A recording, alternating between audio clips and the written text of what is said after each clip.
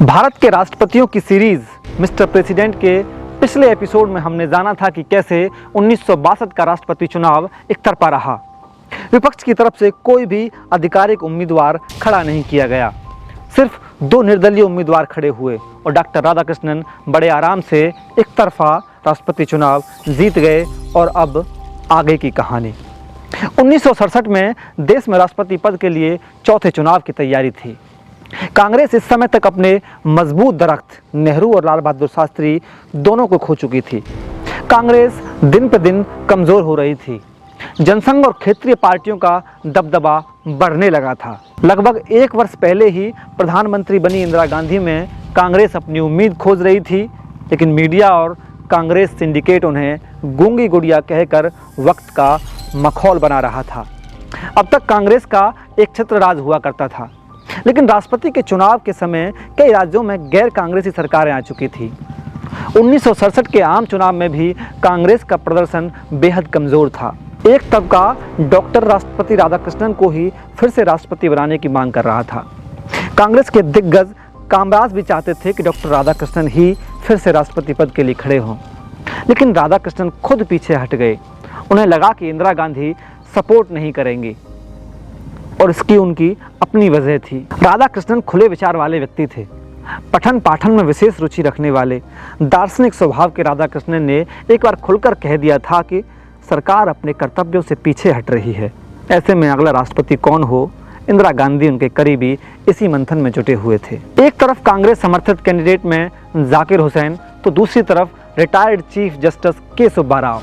सुब्बा राव को जनसंघ समेत पूरा विपक्ष सपोर्ट कर रहा था। विपक्ष को लग रहा था कि राष्ट्रपति चुनाव में अगर सुब्बा राव जीत गए तो केंद्र की सत्ता पर काबिज कांग्रेस पर वह अंकुश लगा सकेंगे।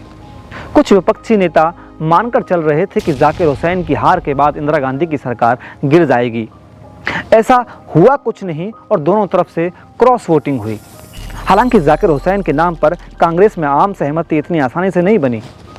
आमतौर पर सरकारें राष्ट्रपति पद के लिए किसी ऐसे सुलझे हुए शख्स को देखना चाहती हैं जो सरकार के कामकाज में नरमी बरते, यानी सब कुछ देखते हुए भी चुपचाप बैठा रहे।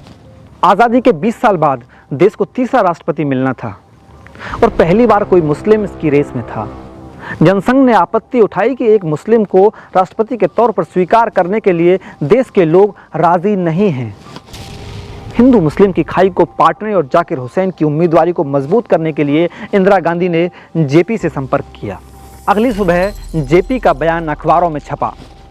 उन्होंने कहा कि विपक्षी दलों को संकीर्ण मानसिकता से बाहर निकलना चाहिए।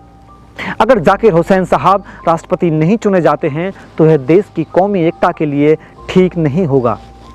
20 साल पहले हुए हिंदू मुस्लिम दंगे और धर्म के आधार पर देश के विभाजन का दंश झेलने वाले हिंदुस्तान के लिए राष्ट्रपति का यह चुनाव दुनिया की नज़र में सेकुलरिज्म का लिटमस टेस्ट बना हुआ था।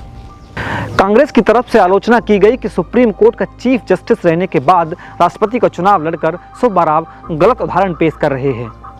दूसरी तरफ उपराष्ट्रपति के तौर पर जाकिर हुसैन की कार्यकुशलता और व्यक्तित्व से पूरा देश परिचित था। वह बिहार के राज्यपाल रह चुके थे और एएमयू में 10 साल कुलपति के तौर पर सेवा दे चुके थे। उन्होंने जामिया मिलिया इस्लामिया की स्थापना में अहम भूमिका निभाई थी। 1962 में उपराष्ट्रपति बनने के बाद अब वह राष्ट्रपति की रेस में थे। जैसे इस बार द्रौपदी मुर्मू के नाम का ऐलान होते ही उड़ीसा कनेक्शन के चलते बीजू जनता दल का एनडीए को सपोर्ट करना नैतिक दबाव बन गया था।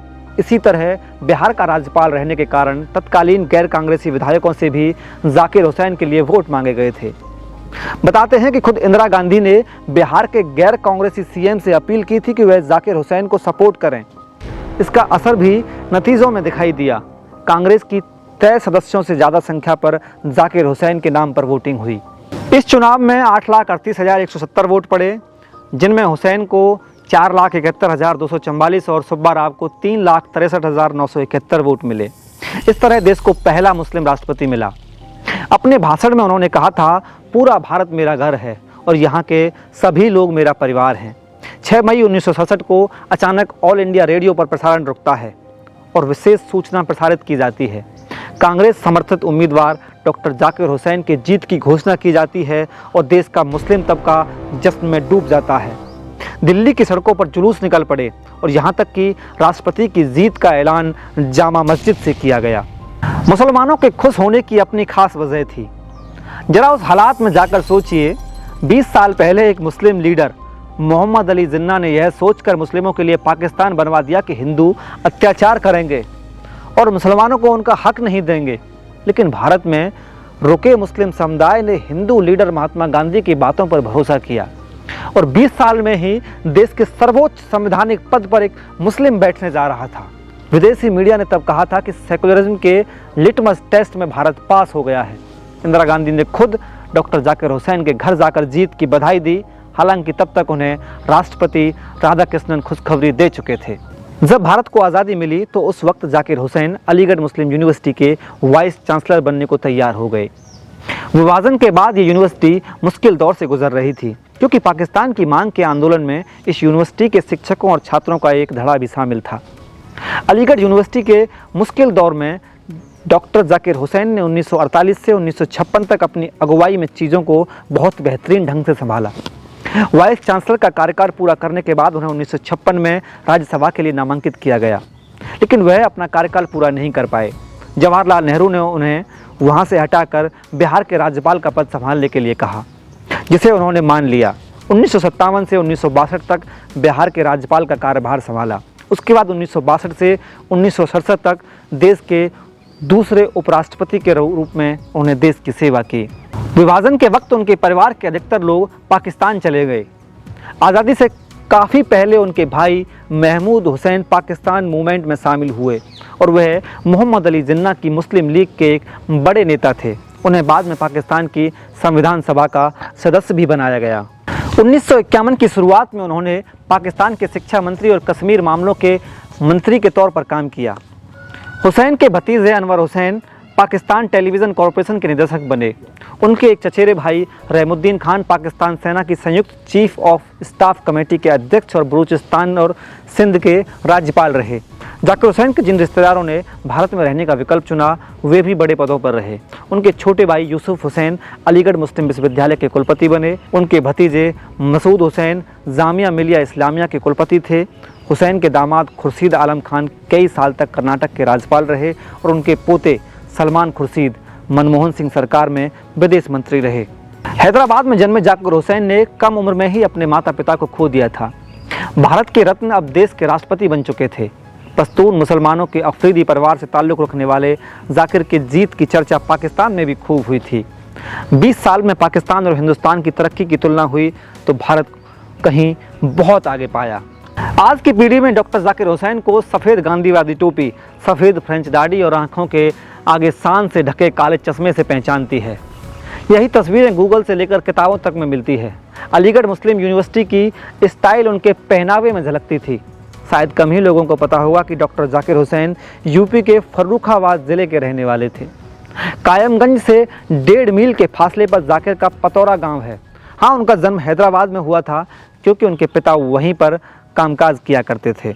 एक कुशल प्रशासक होने के साथ ही वह बेजोड़ शिक्षा शास्त्री और अर्थशास्त्री भी थे। 13 मई 1969 को लंबी बीमारी के बाद राष्ट्रपति पद पर होते हुए डॉक्टर जाकिर हुसैन का इंतकाल हो गया। यह देश के लिए गौरव की बात है कि पहले राष्ट्रपति डॉक्टर राजेंद्र प्रसाद, दूसरे राष्ट्रपति डॉक्टर सर्वपल्ली राधाकृष्णन और तीसरे राष्ट्रपति डॉक्टर जाकिर हुसैन के रूप में हमें लगातार 3 महान शिक्षाविद राष्ट्रपति मिले। ये थी कहानी भारत के तीसरे राष्ट्रपति डॉक्टर जाकिर हुसैन की। आगे की सीरीज़ में मैं आपको आगे के राष्ट्रपतियों की कहानी सुनाऊंगा। ये थी हमारी भारत के राष्ट्रपतियों की सीरीज़ मिस्टर प्रेसिडेंट।